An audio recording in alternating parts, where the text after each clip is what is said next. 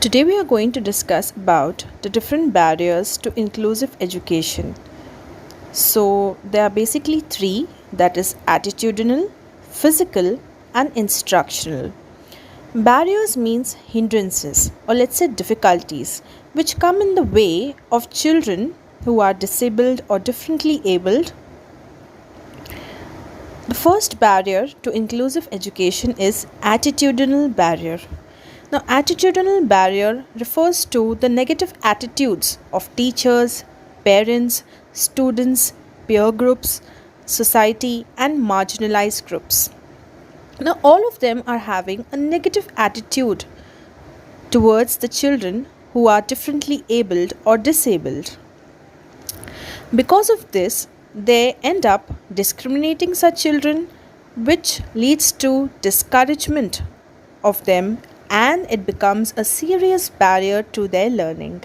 Now, everyone is having a negative attitude towards such children. They end up discriminating them because they have lack of awareness and also because of traditional prejudices, like people judge you because of your nationality, because of your status, because of your gender.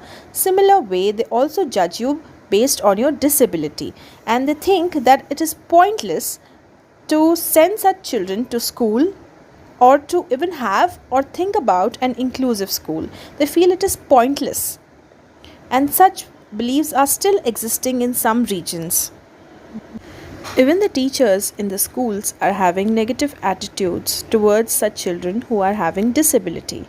But we can still transform the thinking of such teachers by giving them exposure to inclusive practices through educational programs, workshops, and seminars, and also helping them learn from the experience of others. So, in order to change the attitude of parents, students, society, and marginalized groups, again, we can create some awareness programs to change their behavior or attitude towards inclusive education. Our next barrier to inclusive education is physical barrier, which means that the children who are physically disabled are not able to access the learning centers because they are not within their reach, or either they are living in a very rural area where the buildings are run down or they are poorly maintained, so they are unhygienic, unhealthy, and unsafe for learners. Many schools are not even having proper equipment so that they can help the differently able children with special needs.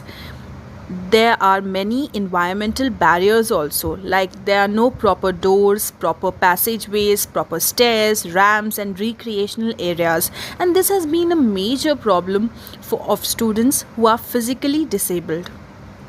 Now, the solution to this physical barrier, how we can remove it, is by establishing neighborhood schools. Neighborhood schools which are having proper transport facilities, they are having proper building structure, classroom setting, and they are also having proper doors, proper passageways, stairs, ramps, and recreational areas so that they are able to facilitate the differently able children in an inclusive school. Our next barrier to inclusive education is instructional barrier. Now, this barrier means that children face difficulty in understanding instructions, as we know that this is an inclusive school. So in an inclusive school, there are many children who are having diverse abilities and their needs are also unique. But if the teacher is not cooperating, if she is using old methods, she is using traditional approaches, she is giving a whole lecture in the class and then she is leaving the class, or she is using old assessment procedures, evaluation procedures, she is using a fixed and rigid timetable, she is using a single textbook, she is not focusing on the improvement, rather she is focusing on the marks and grades, and she is ignoring the abilities and inabilities of the child. She is not giving proper individual attention whenever a need is required, and she is creating an inconducive learning environment. Then in this case, no rapport between the teacher and the student can be made, because she is using old passive methods. And old methods lack appropriate teaching learning material, and hence students will not participate in the class. There will be a lack of motivation for them, lack of encouragement, lack of support, and lack of cooperation from the teacher, and hence there will be no interaction between the teacher and the student, and hence this becomes an instructional barrier for inclusive education. Now, apart from these three, attitudinal, physical, and instructional barriers, there are some more barriers which we'll discuss briefly. First one is curriculum. The curriculum becomes a major obstacle because it is not able to facilitate the inclusive education, and it is not able to cater to the needs of different learners, in diverse learners in the class, because it is very rigid, it is very less flexible, and because of this reason teachers get to experiment very little and they cannot try out new approaches. It is very different from the reality in which the students are living, so hence it is very unmotivating and very inaccessible. So hence it is a barrier for inclusive education. Our next one is teachers. As we discussed earlier, that teachers could also be a barrier to inclusive education if they are not trained properly. And since the training staff is very limited and often it is not very adequate, and they work inadequately, or they don't have any coordination, or they don't have any positive attitude towards the special needs of their special children, then this becomes a barrier for the children and they get demotivated towards learning. Next one is language and communication. As we all know that teaching is done in English, which is not the first language of all the learners. So it becomes a disadvantage, and they find a lot of linguistic difficulties, means difficulties in understanding the language, and it becomes a barrier. It breaks down their learning. They get discriminated often, and they have very low expectations of themselves. Hence it is required that the teacher uses three language formula so that she be able to cater to the needs of the other students also. Next one is socio-economic conditions. Like in our education system there are many inequalities, and there's a lot of poverty, and many people are unemployed, so this could be a reason, a barrier. Then the impact of diseases like HIV or AIDS, this could also be a socio-economic condition and a barrier to inclusive education. Next is funding. As we all know that if there are no proper funds, then there will be shortage of resources. Resources like facilities, lack of teachers, qualified staff, lack of learning materials, there will be absence of support, and no proper resources will be there so that they at least fulfill the basic needs of education. And it is estimated, as per the Dhaka framework for Action 2000, it is said that at least 8 billion per year is required as in financial support so that we achieve education for all the children. Next is organization of the education system.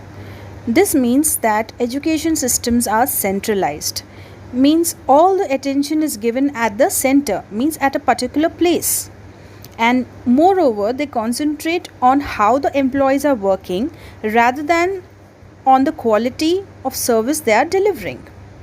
Hence they have no information how many learners are leaving the school system. Hence only very few children are getting proper education in an ordinary school. Who are having special needs, they are getting special settings. Otherwise there is no support available for learners who are outside the system. And in primary school it is not possible to meet the needs of children with special needs.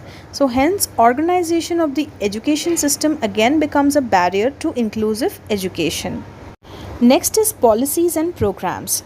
Now these policy makers are such people who do not accept or understand the concept of inclusive education, and it becomes a barrier while implementing or writing the inclusive policies, because in many countries they still believe that some children are uneducatable, means we cannot educate them.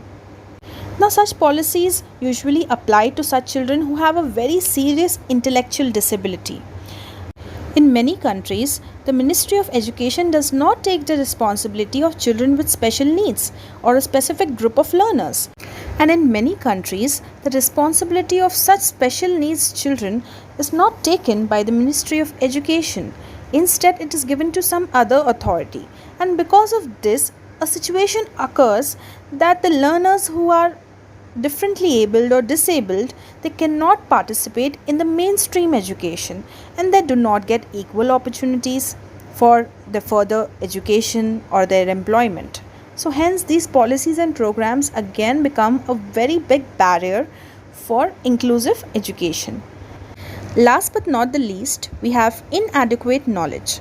Now, inadequate knowledge about certain words like impairment, disability, and handicap.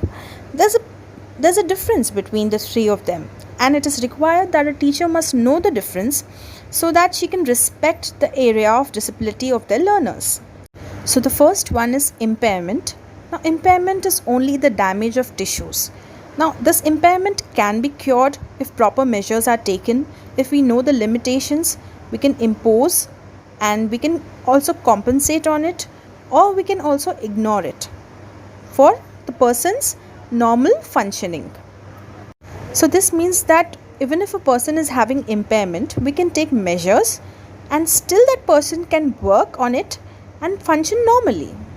Next one is disability, where a person cannot fully participate socially or vocationally because there's a permanent loss of a failure of a body organ.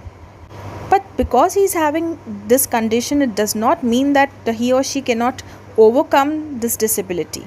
Obviously, they can work on their skills to the optimum level, and then because of their abilities, the disability automatically disappears to a large extent. Last but not the least, we have handicap. Now, some learners are made handicapped and they are not acquired, means they don't have this handicapping condition since birth. They are made handicapped because they were discriminated to such a level because of their disability, and it led to their handicapping condition. They were in such a distressing environment that they became handicapped. Now, since handicapped children, they live in a very restrictive and isolated environment, so that is the reason why they become handicapped or they get handicapping conditions in future. So it is advised for the teachers that they go through a lot of in-service education programs so that they can adopt a lot of innovative practices and they can meet the unique and special needs of children with diverse abilities, and they can also contribute efficiently in the inclusive settings or the inclusive environment.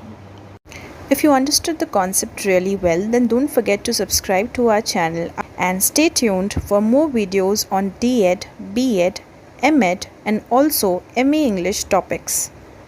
You can also give us suggestions or any topic. If you're not able to understand, then you can comment in the comment box below and we make sure that we upload a video soon on that topic. Thanks for watching the video.